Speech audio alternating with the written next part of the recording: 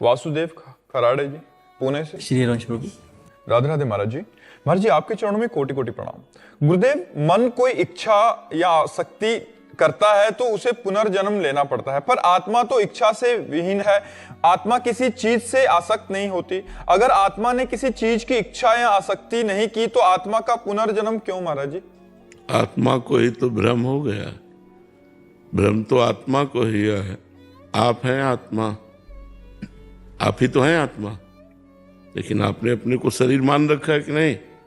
इसी भ्रम का तो दंड मिल रहा है, पुनर्जन्म। बार बार जन्म मरण हो रहा है। मन की इच्छा को आपने अपनी इच्छा मान ली। नहीं, मन की इच्छा को मन की इच्छा में छोड़ो, आप दृष्टा बनो, अभिमुक्त हो जाओगे। मन की इच्छा को आप ये देखना है, मैंने देखा कहते हो कि नेत्रेंद्रिय ने देखा? आप क्या बोलोगे? आज मैंने देखा तो भोगो, फिर मैंने देखा तो उसका शुभ देखा या अशुभ देखा उसको भोगो। मैंने सुना, शुभ सुना या अशुभ सुना उसको भोगो। मैंने खाया, अच्छा खाया बुरा खाया उसको भोगो। मैंने भोगा तो अच्छा भोगा या बुरा भोगा उसको भोगो। भ्रम तो प्रभु मन आत्मा नहीं है ना? पर नहीं, मन नहीं, मन नहीं ना, मन की इच्छा है प्रभु। आत्मा की तो आत्मा ने मन में अपना तदात्म कर लिया है, मन को अपना मान लिया है। मन की इच्छा को अपनी इच्छा मान लिया है। जो मन सलाह देता वही बुद्धि निश्चय कर देती, वही आत्मा मान लेता है। जीव एक रथी है, समझ रहे हो? शरीर एक रथ है, इंद्रियां इसके घोड़े हैं, मन इसकी लगाम है और बुद्धि इसका ड्राइवर सारथी है। अब रथी ऐसे बैठा है, अब सारथी मन की लगाम को ढीली कर दिया बुद्धि रूपी सारथी ने। अब इंद्रिय रूपी घोड़े मतवाले होकर विषयों की तरफ भाग रहे हैं और रथी कुछ कर ही नहीं रहा। अगर वो अपने स्वरूप में आ जाए और सारथी को डांट लगा दे तो सब बात बन जाए। अब सारथी रथी के अनुसार नहीं चल रहा, मन के अनुसार चल रहा है, इसीलिए हमारी दुर्गति हो गई। तो विषयों का चिंतन करने वाला मन और इंद्रियां बंधन युक्त आत्मा, जबकि वो निर्विकार है, और भगवत चिंतन करने वाला मन और इंद्रियां मोक्ष को प्राप्त आत्मा। जब सैनिक हारते हैं तो हार किसकी होती है? राजा। राजा की होती है ना? हाँ, और सैनिक जीतते हैं तो विजय किसकी होती है? राजा की। राजा की होती है। तो ये सैनिक अगर गंदे आचरण करें तो बंधन में कौन आया? वही सुअर बना, वही कुत्ता बना, वही नीच योनियों में, वही प्रेत योनियों में, अधम योनियों को प्राप्त हुआ निर्विकार सच्चिदानंद स्वरूप आत्मा। तो इनको ठीक करने के लिए मनुष्य जन्म मिला है कि हम इनको ठीक कर लें। इनमें हमारी आसक्ति हो गई है। आज मेरा मन कहता है ये खाना है, ये खाना है, लेकिन आज मैंने ये खाया, कहता मन है और खाया मैंने। तो अहंकार विमूढ़ात्मा करता हमिति मन्यते, मैंने किया, मैंने खाया, करता और भोगता भाव, तुम मरो फिर भोगो। ये दुर्गति हो रही है अज्ञान के कारण। यद्यपि निर्लेप निर्विकार अचाह आप्त काम आत्मा है, लेकिन वो मन में तदात्म कर लिया। मन इंद्रियों में, इंद्रियां भोगों में, दुर्गति हो गई। इसीलिए तो शास्त्र स्वाध्याय सत्संग के द्वारा हम ज्ञान अर्जन करते हैं और गलत आचरणों से अपने मन इंद्रियों को बचाते हैं और भगवान के चिंतन में लगाते हैं। हम मुक्त होते चले जाते हैं। जिन जिन विषयों का त्याग होता गया उससे मुक्त हो गए। सर्व विषय त्यागी मोक्ष को प्राप्त हो गया। क्योंकि आत्मा मोक्ष स्वरूप ही है, उसे कभी बंधन प्राप्त हुआ ही नहीं, पर उसने भ्रम से अपने को बंधन में मान लिया। अब ये भ्रम जब तक, जैसे शरीर तुम नहीं हो, शरीर एक ढांचा है पांच भौतिक, लेकिन पूरा तदात्म है कि नहीं? मैं शरीर हूं। अब इस शरीर के द्वारा जो भी कर्म बनेंगे वो आत्मा को बंधन में डाल देंगे। यही आत्मा नाली का कीड़ा बन जाता है जाकर, यही देवता बन जाता है, यही भगवत स्वरूप हो जाता है। जैसे कर्म होते हैं वैसे भोगना पड़े। और अगर इसके कर्ता और भोक्ता भाव खत्म हो जाए तो मोक्ष को प्राप्त हो जाएगा। इसीलिए साधना की जाती है। समझ में आया आपको बात? अंशुल जी, राधे राधे महाराज जी। महाराज जी, आपने मेरा हाथ ठीक उस समय पकड़ा जब मुझे शरीर का हर संबंधी दुख और धोखा दे रहा था। आपने अपनी इस लीला से मुझे सत्य का मार्ग दिखाया प्रवचन के माध्यम से। महाराज जी, अब प्रश्न यह है कि गुरुदेव भगवान ग्रस्त में रहते हुए वैराग्य जैसा जीवन और भरोसा संभव है क्या? हाँ, क्यों नहीं संभव है? कितने भक्तमाल में देखो कितने ऐसे भक्त हैं जो गृहस्थ हैं और भगवान से दृढ़ संबंध रखते हैं। भाई हम लोगों ने भजन को एक कुछ अलग मान रखा है। अब एक आदमी किसान है, फावड़ा चला रहा है, राम राम राम, हर फावड़े में राम राम कह रहा है, धर्म से कमा रहा है, आए हुए अतिथि संतों का भोजन, वो भगवत प्राप्त हो जाएगा। आए हुए अतिथि संतों का भोजन पान और करा रहा है, किसानी कर रहा है, भगवान का नाम जब, वो कभी माला लेके नहीं बैठता, कभी आरती नहीं करता, वो भगवत प्राप्त हो जाएगा। आप नौकरी जा रहे हैं, जाते समय नाम जप कर रहे हैं, 8 घंटे नौकरी कर रहे हैं, बीच बीच में नाम जप कर रहे हैं, 8 घंटे को कृष्णार्पणम मस्तु कर दिया, घर आए, अपने परिवार से सबसे मिले, हंसे बोले, जिससे जैसा धर्म है वैसा व्यवहार किया, खाया पिया, एकांत हो गए, भगवान का चिंतन कर रहे हैं, धर्म पूर्वक विषय भोग रहे हैं, वो भगवान को प्राप्त हो जाएगा। हमने भगवत प्राप्ति कोई ऐसा कठिन समझ रखा है, भजन को ऐसा समझ, तो कह दे फिर आप लोग, ये हमारे भाग्य में लिखा है कि विरक्त भाव से चलो और हजारों को तारने का ज्ञान प्राप्त करके हजारों को समझाओ। ये हम लोगों को अलग ट्रेनिंग दी गई, अलग मार्ग बनाया गया। नहीं, भगवत प्राप्ति के लिए सहज मार्ग है। नाथ सकल संपदा तुम्हारी, मैं सेवक समेत सुत नारी। गृहस्थी में रहकर भगवान का चिंतन करते हुए अपने गृह कार्य करो, परिवार को भगवान की सेवा का स्वरूप समझो। भगवान ने 8-10 लोग जो हमें परिवार में दिए, सेवा सबकी मनोकामनाएं पूर्ण करते हुए, राजी खुशी से भजन करते हुए, जो विपत्ति दुख आवे सहते हुए भगवान को प्राप्त हो गए हो।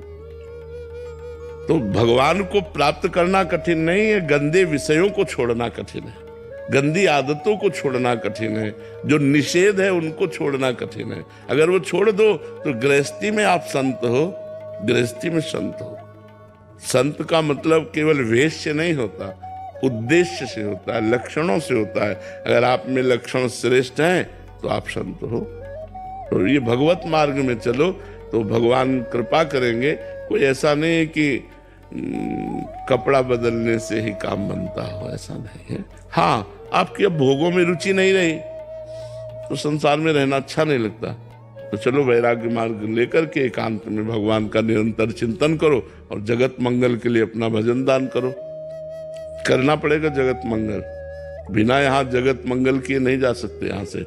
अगर ऐसे गए तो सदगति नहीं होगी, क्योंकि संसार का अन्न खाया, संसार का वस्त्र पहना, संसार में पैदा हुए तो संसार का हित करो, संसार का मंगल करो, तब जाओ यहाँ से। ऐसे थोड़ी सबकी ड्यूटी है, तुम अपने हिसाब से हित करो, हम अपने हिसाब से हित करते। मान लो कोई दीपक है तो थोड़ा प्रकाश कर रहा है, कोई हाइलोजन है तो बड़ा प्रकाश कर रहा है। ऐसे जितनी क्षमता है 2 को ही सही, 2 को ही भगवत मार्ग में लगाओ, 2 का परोपकार करो। किसी के 20 का करता है, कोई 200 करता है, कोई हजारों का करता है, तो करना पड़ेगा। चाहे गृहस्थ हो चाहे विरक्त हो, परोपकार करो और भजन करो। अब जैसे आपका सबसे बड़ा परोपकार माता पिता की सेवा, पारिवारिक जनों की सेवा, धर्म पूर्वक मेहनत से कमाना, नाम जप करना, कोई भूखा दरवाजे आ गया उसे भोजन दे देना, कभी तीर्थ यात्रा आदि गए वहाँ दान पुण्य कर देना, भगवान का नाम जप कर रहे हैं और ये सब कर रहे हैं, तो वो सब भगवत प्राप्ति का हेतु हो जाता है। ज्यादा मेहनत की जरूरत थोड़ी है। प्रदीप जी जोधपुर से। राधे राधे महाराज जी। महाराज जी, श्री जी की कृपा जब जीव पर होती है तो उससे क्या संकेत मिलते हैं? सबसे पहला उसे साधु समागम प्राप्त होता है, संतों का संग प्राप्त होता है। जब द्रवहि दीन दयालु राघो साधु संगति पाए, अब मोहि भाव भरोस हनुमंता, बिनु हरि कृपा मिले नहीं संता। जब भगवान कृपा करते हैं, श्री जी कृपा करती हैं, तो अपने जनों का संग देती हैं। और जब संत संग होता है तो हमारे जीवन से दुर्व्यसन, दुराचरण इनका त्याग होता है और सतमार्ग पर हमारे कदम बड़े जोर से चल पड़ते हैं। और साधु संग की कृपा से हम भगवान को प्राप्त कर पाते हैं। तो प्रथम संकेत संत मिलन। जहां संत मिलन हो तो समझ लो अब हमारा अंतिम जन्म आने वाला है, इसलिए भगवान ने हमें सत्संग प्रदान किया, साधु संग प्रदान किया। बिना भगवान की कृपा के, श्री जी की कृपा के, रसिक जनों का संग, संत जनों का संग, भगवत प्रेमी महात्माओं का संग दुर्लभ है। यही कृपा, यहीं से जीव का आध्यात्मिक उत्थान होता है। प्रथम भगत संतन कर संगा, सबसे पहली भक्ति है संतों का संग, और ये भगवान की कृपा से प्राप्त होती है। शिवम पांडे जी, राधे राधे महाराज जी। महाराज जी, क्या निरंतर भक्ति का प्रयास करने से मेरे भीतर छिपी वे सारी बुराइयां समाप्त हो सकती हैं जिन्हें मैं अपने जीवन में नहीं चाहता? लेकिन बिल्कुल बिल्कुल बिल्कुल, लेकिन लंबे समय तक। ये बुराइयां दुर्वासना मम सदा परिकर्षयन्ति, ये दुर्वासना सदैव हमको अपनी तरफ खींचती रहती है, क्योंकि अनंत जन्मों से हम इन दुर्वासनाओं के ही खेल में लगे रहे। अगर सद उपासना होती तो भगवत प्राप्ति हो जाती। दुर्वासना है, इसका मतलब हमारे अंदर अज्ञान है, इसका मतलब साधना नहीं बनी भगवत प्राप्ति की। तो दुर्वासना का त्याग करने के लिए जब हम भगवत प्राप्ति की जो साधन पद्धति है उसको स्वीकार करते हैं और खूब अथक प्रयास करते हैं, तब भगवान की कृपा हो जाती है और ये विकार धीरे धीरे शांत होते हैं। ऐसा नहीं है कि आप वर्ष 2 वर्ष साधना करें और आप बिल्कुल निर्विकार हो जाएं, ऐसा नहीं है। दीर्घ काल तक ये विकार स्फुरित होते रहते हैं। अगर कुसंग बन जाए तो दीर्घ काल तक साधना करने के बाद भी ये भ्रष्ट कर सकते हैं। ये विकार कोई साधारण नहीं, काम क्रोध लोभ मोह मद मत्सर। इसलिए दीर्घ काल तक भगवान का स्मरण करते हुए, कुसंग का त्याग करते हुए, पवित्र आचरण, पवित्र विचार, पवित्र भोजन, तो फिर हम दुर्वासना पर विजय प्राप्त कर सकते हैं। ये दुर्वासना बहुत ऊंचाई तक जाती है, ये मत समझ लेना कि 2-4 वर्ष के भजन से शांत हो जाती है, नहीं, बहुत ऊंचाई तक जाती है और आजीवन सावधान रहना चाहिए। दुर्वासना कभी भी पटक सकती है, किसी को भी पटक सकती है, इसलिए भगवान का चिंतन करते हुए सदैव डरते रहना चाहिए।